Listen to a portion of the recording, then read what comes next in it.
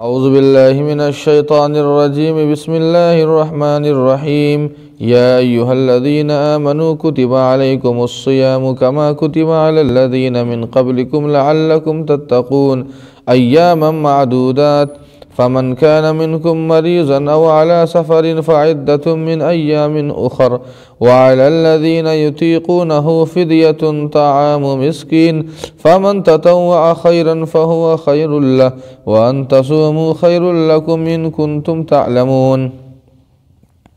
اے ایمان والو، تم پر روزے فرض کیے گئے ہیں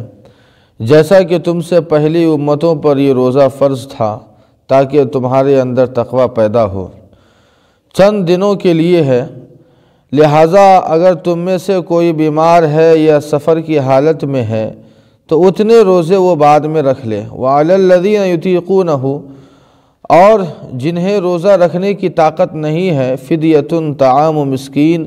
تو ایک مسکین کو کھلانا یہ فدیہ ہے۔ فَمَن تَطَوَّعَ خَيْرًا فَهُوَ خَيْرٌ لَهُ، لہٰذا اس سے زیادہ اگر کوئی نیکی کرنا چاہے تو کر سکتا ہے، یہ اس کے لیے بہتر ہے۔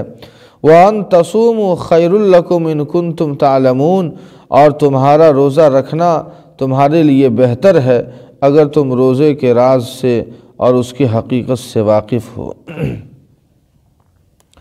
ناظرین کرام، اللہ تعالیٰ یہاں سے روزے کے تعلق سے چند باتیں ارشاد فرما رہے ہیں۔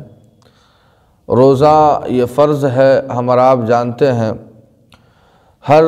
عاقل بالغ مرد یا عورت کے اوپر اللہ تعالیٰ نے ایک مہینے کا روزہ یعنی 30 روزوں کو اللہ نے فرض کیا ہے۔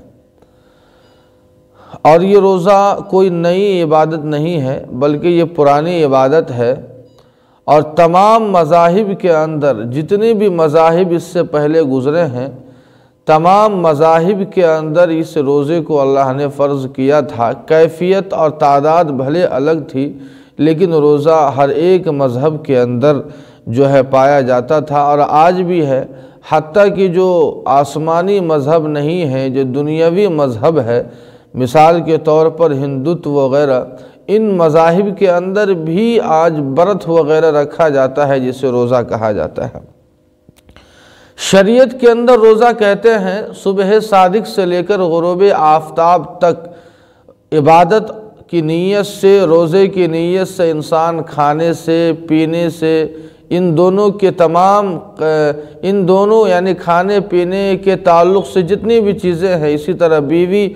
سے جمع وغیرہ، یہ 3 چیزوں سے عموماً رکنے کا نام یہ روزہ ہے۔ اللہ فرماتے ہیں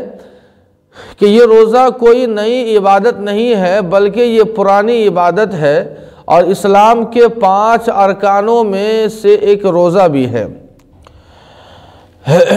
اللہ نے پچھلی امتوں کا حوالہ اس لیے دیا کہ چونکہ 30 روزوں کو رکھنا تھوڑا سا مشکل اور دشوار ہوتا ہے، اسی لیے اللہ تعالیٰ نے پچھلی امتوں کا اللہ نے حوالہ دیا کہ ایسا یہ نہیں سمجھنا ہے کہ یہ روزہ پہلی مرتبہ ہم پر فرض کیا گیا ہے، بلکہ اس سے پہلی امتوں پر بھی فرض کیا گیا۔ اور عربی کا قاعدہ ہے اذا عمت بلایا خفت، کہ جب بلایا عام ہو جائے تو وہ ہلکی اور آسان معلوم ہوتی ہے۔ اللہ تسلی دینے کے لیے مسلمانوں کو اور ایمان والوں کو یہ فرماتے ہیں کہ اس سے پہلی امتوں پر بھی فرض تھا، لہٰذا گھبرانے کی ضرورت نہیں ہے۔ روزہ رکھنے کا غرض اور مقصد اور فائدہ کیا ہے؟ لعلکم تتقون، اللہ بیان فرماتے ہیں کہ تقوی پیدا کرنا مقصد ہے۔ انسان جب روزے رکھتا ہے تو روزہ رکھنے کی وجہ سے انسان کی شہوتیں کم ہوتی ہے، اور جب انسان کی شہوتیں کم ہوتی ہے تو انسان اللہ کے خوف کے قریب آتا ہے، اللہ سے قریب آتا ہے۔ اسی لیے حدیث میں آتا ہے کہ اگر کوئی انسان شادی کی عمر کو پہنچ جائے اور اس کے پاس وسائل نہ ہو شادی کے لیے تو فعلیہ بالصیام، کہ وہ روزہ رکھے تاکہ شہوتیں کم ہوں۔ ایام معدودات فمن کان منکم مریضا او علی سفر، اللہ آگے بیان فرماتے ہیں کہ روزہ تو فرض ہے لیکن اگر کوئی بیمار ہے یا سفر کے اندر ہے تو اسے رخصت ہے کہ وہ روزہ چھوڑ دے اور بعد میں رکھ لے۔ بیماری کے تعلق سے ایسی بیماری کہ جس بیماری میں انسان اگر روزہ رکھے گا تو یقیناً وہ ہلاک ہو جائے گا یا اس کی بیماری بڑھ جائے گی۔ اور کسی دیندار، کسی شرع کے متبع، کسی ماہر ڈاکٹر نے یہ مشورہ دیا ہو تو ایسی بیماری کے اندر جو ہے وہ روزہ چھوڑ سکتا ہے۔ اسی طرح اگر کوئی عورت ہے، بیمار ہے، حمل سے ہے، رضاعت سے ہے، دودھ پلا رہی ہے، نفاس یا حیض وغیرہ سے ہے، تو ان کے لیے بھی روزہ چھوڑنے کی اجازت ہے، رخصت ہے۔ اسی طرح اگر ایک شخص بیمار تو نہیں ہے لیکن ماہر اور دیندار کسی شرع کا متبع ڈاکٹر ماہر نے کہا ہے کہ اگر آپ نے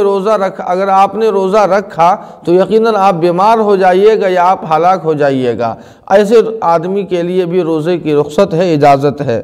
آگے اللہ بیان فرماتے ہیں کہ اگر کوئی سفر کی حالت میں ہے تو اسے بھی رخصت ہے کہ وہ روزہ نہ رکھے، بعد میں وہ رکھ لے، لیکن سفر کی حالت ہونا ضروری ہے۔ ایک شخص جو ابھی سفر نہیں کر رہا ہے، صبح صادق کا وقت ہے، سحری کا وقت ہے، اور ابھی وہ گھر پر ہے، تو اس کے لیے روزہ رکھنا ضروری ہے، بھلی کچھ گھنٹوں کے بعد وہ سفر شروع کرنے والا ہو، لیکن چونکہ جب وہ سحری کا وقت تھا وہ گھر پر تھا اور اس وقت اسے روزہ رکھنا ضروری ہے۔ سفر سے سفر شرعی مراد ہے 48 کلومیٹر، 48 میل اور 77 یا 78 کلومیٹر کا ہونا سفر شرعی کے لیے ضروری ہے۔ آگے اللہ بیان فرماتے ہیں کہ وَعَلَى الَّذِينَ يُطِيقُونَهُ، اسی طرح جو آدمی شیخ فانی ہو چکا ہے، بالکل نا امید ہو چکا ہے کہ وہ اب صحت مند نہیں ہوگا، اللہ بیان فرماتے ہیں کہ ایسے انسان کے لیے جو اتنا بیمار ہو چکا ہے، لاغر اور کمزور ہو چکا ہے کہ اسے صحت یابی کی امید نہیں ہے، اب سیدھے اسے موت آنے والی ہے، اگر اس طرح کا وہ بیمار ہے تو اللہ بیان فرماتے ہیں کہ ہر روزے کے بدلے ایک فدیہ دے دے، اور فدیہ نصف سا، 1.25 کلو گیہوں، یا یہ کہ پھر آپ ایک مسکین کو آپ کھانا کھلا دے 2 ٹائم، دن کا کھانا اور اسی طرح رات کا کھانا، یہی ایک فدیہ ہے۔ لیکن اگر کوئی شخص ایسا ہے جو بیمار تو ہے لیکن اسے صحت یابی کی امید ہے، اس کے لیے یہ درست نہیں کہ وہ فدیہ دے، بلکہ وہ بعد میں صحت یابی کے بعد وہ روزہ رکھنا اس کے لیے ضروری ہے۔ ایک شخص وہ ہے جو شیخ فانی ہو چکا ہے اور نا امید ہو چکا ہے صحت یابی سے،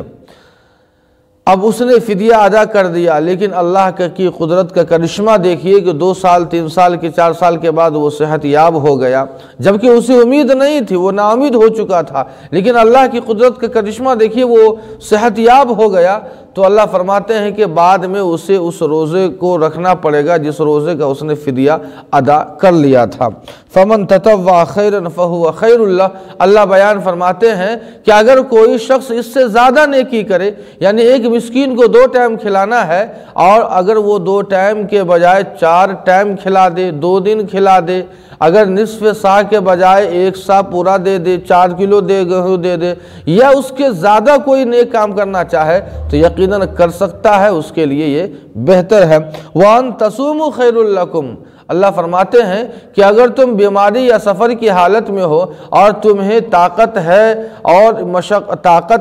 اور اس بات کی امید ہے کہ ہم آسانی سے روزہ رکھ سکتے ہیں، کوئی پریشانی نہیں ہوگی، تو یقیناً آپ روزہ رکھیے، آپ کے لیے روزہ رکھنا یہ بہتر ہے۔ اللہ فرماتے ہیں ان کنتم تعلمون، اگر تم روزے کی حقیقت سے واقف ہو تو تم روزہ رکھو۔ اللہ پاک ہم سبوں کو عمل کی توفیق عطا فرمائے۔ وما علینا